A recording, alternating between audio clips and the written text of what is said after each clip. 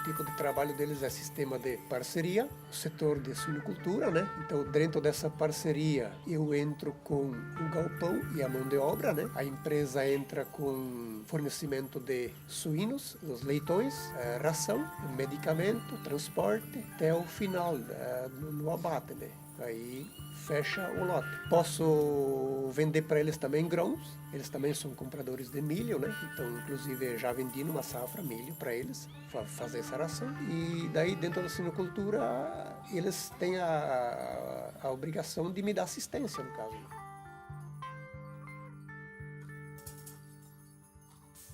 Crise na suinocultura acontece com bastante frequência. Seria a questão, por exemplo, se cai o preço, diminui as exportações, cai o preço, nós também somos afetados, embora que a gente entre na atividade só com despesa, a mão de obra e os galpões, né? É afetado porque cai o preço. Então, nesse percentual de acerto que viria para a gente, caindo o preço dos suínos, vai cair a nossa renda com certeza. A gente pode ganhar menos por animal. Eu sobro, por exemplo, de 20 a 28 reais por cabeça. Aí a empresa, por exemplo, tem toda a despesa dela de leitão, ração, transporte. Eles vão pagar tanto para um produtor, o quanto custa o suíno e vão te passar esses dados. E quanto tempo que é o contrato com essas empresas aí? Geralmente é feito contrato de ano em ano. Você não quer cair fora nem eles, ele é renovado automaticamente e segue trabalhando.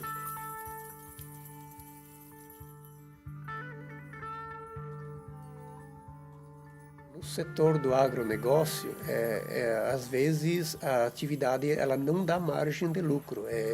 Qualquer transtorno que aconteça sobra para o produtor rural. E por isso que eu acho que os jovens de hoje não têm muito interesse em permanecer na atividade por falta de uma renda, mas tem que gerar a renda, né? Senão, inclusive uma vez, há muitos anos atrás eu trabalhava com gado de leite também. E um técnico, né, veio na propriedade e me disse assim, para mim incentivar meus filhos a continuar, né? E era época de crise, por sinal. Aí eu falei, não, eu acho que o incentivo tem que gerar renda. Essa atividade tem que dar lucro, né? Senão as pessoas fogem do ramo automaticamente, né?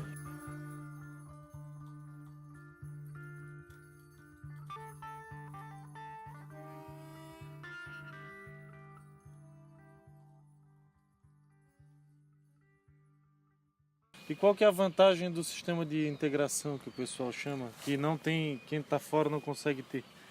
Justamente, por exemplo, seria o custo da produção, né? Nos últimos anos sempre acontece muito crises na suinocultura. E daí se a gente for, por exemplo, colocar os insumos, né? Milho, farelo de soja, núcleo, medicamento, a visita técnica 15 em 15 dias, eles vêm acompanhar, porque na verdade a gente é funcionário deles, né?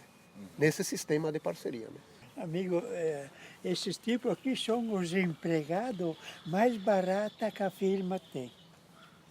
Porque nós ganhamos menos do que o empregado que trabalha lá no abatedor. Não, isso é verdade. Né? Tipo assim, é feito o acerto, é sobre conversão alimentar, sobre ganho de peso diário, tudo isso, né? Para te ter uma ideia, sobra para nós em torno de 20 a 28 reais por cabeça. Pouco. Vocês têm uma colônia aqui com quantas famílias? Colônia Sela, né? Aqui tem bastante. Isso aqui se chama sulfato de cobre. Se a gente não faz esse tratamento, que é um produto que a gente compra, é uma pedra moída, uma pedra azul. Depois com água a gente prepara, né? Fica o líquido, água. E com a máquina a gente faz o tratamento. Se a gente não passar isso aqui nas parreiras, a folha cai cedo. A uva não amadurece bem. Fica uma vermelhona, meia verde, para tirar os bichinhos de noite que vêm comer a uva. Ah, e o bichinho vai na garrafa? Entra na garrafa. Fica preso. Sério? Eu faço um xarope, a quantia de vinagre, uma quantia de água e cada tanta água, tantos quilos de açúcar Nescau, açúcar de cana. Fica um xarope bom de tomar, saboroso. E a gente põe nas garrafinhas e lá tem uns furinhos nos lados. O suíno o senhor vende para Copechanxerê. E o parreiral como que funciona? O parreiral é vendido a uva in natura direto ao consumidor. E o que não é vendido para uva é feito vinho daí. E a soja e o milho? Soja vai para as cooperativas, é vendido para as cooperativas. Para fazer o farelo e a Fazer ração. farelo e ração e extrair o óleo vegetal do soja. E tem tilápia também? Tá, cria o peixe também para o consumo. E aqui passa quanto tempo? Aí, tipo assim, uns 40 dias, é tirado tudo de novo, porque ele vai depositando os resíduos.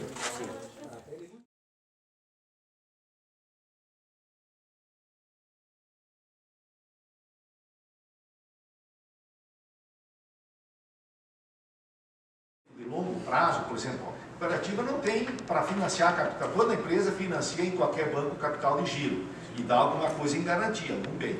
Mas alguns projetos que é de interesse do Estado, por exemplo, ter estrutura de armazenagem, é investimento de longo prazo, porque a taxa de retorno é muito longa. Você vai investir no silo, depois vou levar, nós vamos ver umas duas, três estruturas depois, ela vai levar 50 anos para se pagar. Então aí o governo do Estado às vezes tem estímulo, ele, por exemplo assim, ele ajuda a pagar o juro do financiamento. Por quê? Porque o interesse de ter estrutura do próprio Estado, né, viabilizar determinadas empresas. Porque são setores que o capital financeiro não tem interesse, não tem concorrência. Então isso é uma coisa já antiga em economia, você tem que ajudar a apoiar aquele setor que ele não tem interesse, ele não tem atratividade. É a avicultura, é a produção de leite, é a produção de grãos, especialmente soja, milho e trigo. Esses são os três grãos-chave. Os dois principais é soja e milho, né, Parisô? Trigo em terceiro. Trigo nós importamos ainda porque não tem suficiente para as indústrias, né? Aí outras atividades que a cooperativa complementa a sua renda, posto de combustível, supermercado, as lojas agropecuárias para fornecer os insumos e ferragem para o produtor, é uma atividade econômica, temos CNPJ.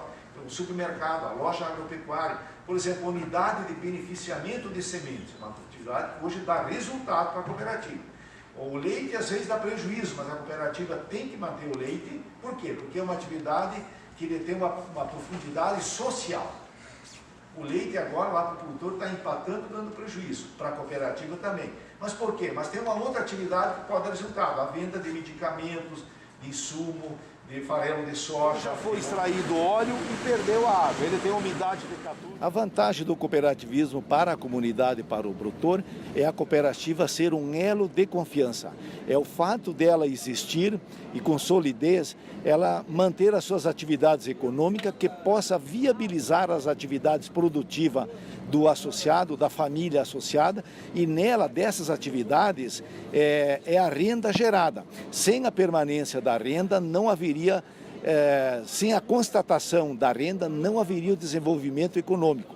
Logo, a cooperativa propicia desenvolvimento econômico da região direta e indiretamente, além do setor do governo de arrecadação em tributos. A cooperativa, em média, no último exercício de 2016, ela gerou para os cofres públicos 148 milhões de reais em impostos, contribuições e taxas, ao passo que o lucro, o resultado líquido, a sobra operacional do balanço tem sido inferior, tem ficado abaixo de 100 milhões, comparando com os impostos gerados e recolhidos aos cofres públicos. E outra maneira, a existência da cooperativa é levar desenvolvimento, capacitando o produtor para tecnicamente ele se desenvolver, melhorar a produtividade, melhorar a escala de produção, melhorar a qualidade do produto e como consequência de tudo, é melhorar o seu padrão de vida, a sua qualidade de vida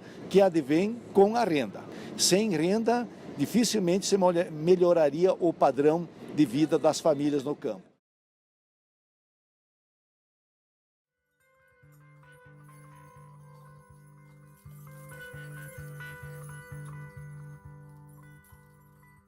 E aí passei a conhecer o Movimento Sem Terra faz 27 anos agora, mas o movimento está com 33, vai fazer 34 anos, né? Um movimento que começou entre Rio Grande e Santa Catarina, né? Na fazenda Burro Branco, mas mais forte assim no extremo oeste. Na época, os governos acharam melhor extraviar os Sem Terra para desmanchar aquela organização que eles tinham lá no extremo oeste. E esse foi um dos erros do governo, né?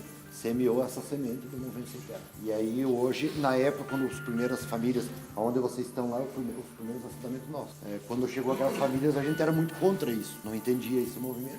E era muito contra. Na época, se tivesse me convidado para ir dar uns tiros no Sem Terra, eu tinha ido. 5 anos depois, acabei conhecendo o movimento e entendendo o processo da luta pela terra, e hoje a gente faz parte na direção da cooperativa. A minha função que também é coordenar o setor de produção dos assentamentos aqui da nossa região, e a gente vai se entrosando. Então, depois que saiu esses primeiros assentamentos, a primeira conquista, a ideia da primeira conquista era ganhar a terra. Depois estava tudo resolvendo nosso problema. E aí quando o pessoal conseguiu a terra, o pessoal percebeu que precisava de crédito, né? Então aqui era uma área de muito mato, e aí o pessoal foi buscar o crédito. Depois, quando veio a colheita, não tinha o que fazer com a colheita, acaba rifando para lá e para cá. Aí, como a nossa região é uma região muito forte de maçã, só se falava em maçã, não existia comércio, silos e coisa lá. E aí a gente sentiu a necessidade de se organizar e fundar uma cooperativa. Então, quando nós fundamos a Cooper Contestado, em 97, 30 de outubro de 97, o objetivo principal era a gente trabalhar com 3 produtos. Como nós temos uma região bem grande aqui, todo o Planaltão catarinense, a cooperativa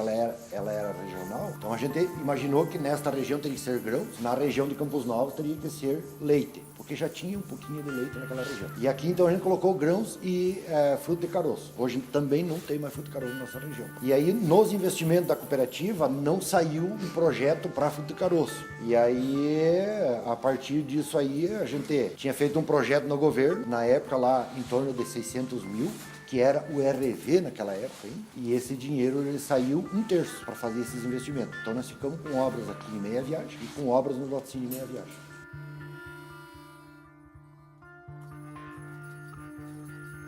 Se vocês compararem esta cooperativa com a onde vocês já estão passando e já tiveram conhecimento, vocês vão ver que tem uma diferença enorme na organização. Tá. Agora tu imagina tu iniciar desde o começo, lá com certeza, né? Não sei se estiver na Alfa, né? Com certeza também deve ter começado assim, né? E nós estamos preparando isso aqui para que, para a nossa futura geração, isso aqui se torne igual àquilo ou muito melhor que aquilo. Esse é o objetivo de trabalhar. Então a gente trabalha, a marca Terra Viva é a marca dos assentados de Santa Catarina, era uma marca exclusiva do estado. A gente fez uma ação hoje para nacionalizar, então a marca Terra Viva vai passar a ser dos assentados do Brasil inteiro. O que mais aparece no mercado hoje é o leite Terra Viva. Parte de feijão a gente ainda não desce muito para o litoral. O nosso forte é nos penais, nós temos contrato com o estado e com os municípios. E aí então hoje o feijão nosso no mercado é muito difícil de encontrar. Uma das diferenças é a sobra do lucro no final do ano na divisão. E aí assim a gente já faz também contrato na produção com o associado. Ele já tem garantido o preço lá na safra. Então ele já sabe, por exemplo, quanto que ele vai ganhar. Feijão o ano passado, a gente já tinha estimativa de pagar R$150 o saco para o associado. Para o não associado é preço de mercado. O que aconteceu? O feijão ele ficou na faixa de 120, o não associado ganhou 120, o associado ganhou 150. E mais a divisão do lucro agora no mês de março. Quanto que faturou no ano passado? A cooperativa não é comigo.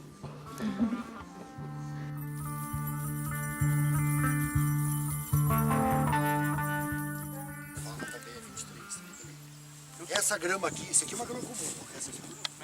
Essa grama comum aqui, a capacidade de produção de leite é 4 litros de leite. Caramba. Isso aqui é um pasto nativo nosso, né? Teve, não lembro há quantos anos atrás, por exemplo, eu trabalhava numa lavoura arrendada e daí na época a gente plantava milho e soja, trigo e soja. Aí, naquela época, milho era bem rendável. Eu tinha plantado uma pequena parte de milho e era bem rendável. Aí, no ano seguinte, resolvi plantar milho, antes, na primeira safra, toda a área, e depois soja, de safrinha. Todo mundo plantou milho na época, e quando eu colhi a produção, eu tinha gastado 40% a mais por hectare, né? Do primeiro ano para o segundo, e foi vendido o produto metade do preço do ano anterior. Daí foi um prejuízo grande. Por isso que eu fico pensando assim, ó, o jovem não fica no campo, mas esses são os fatores, né? Que, por exemplo, as empresas que compram o produto, eles não estão nem aí se você gastou, se você não gastou, né? Então, tem um pouco excesso de produto, eles derrubam o preço lá embaixo e salva-se quem puder. Essa é a regra que geralmente persiste. Isso me marcou na época que foi forte. Então, de modo geral, a cooperativa induz desenvolvimento e, além do associado, a cooperativa é um elo de confiança e de segurança. Se não houvesse se a cooperativa não fosse sólida, ela não geraria desenvolvimento e não haveria a confiança, a reciprocidade do produtor aderir à cooperativa. Ter a cooperativa como uma grande parceira integrada no processo produtivo.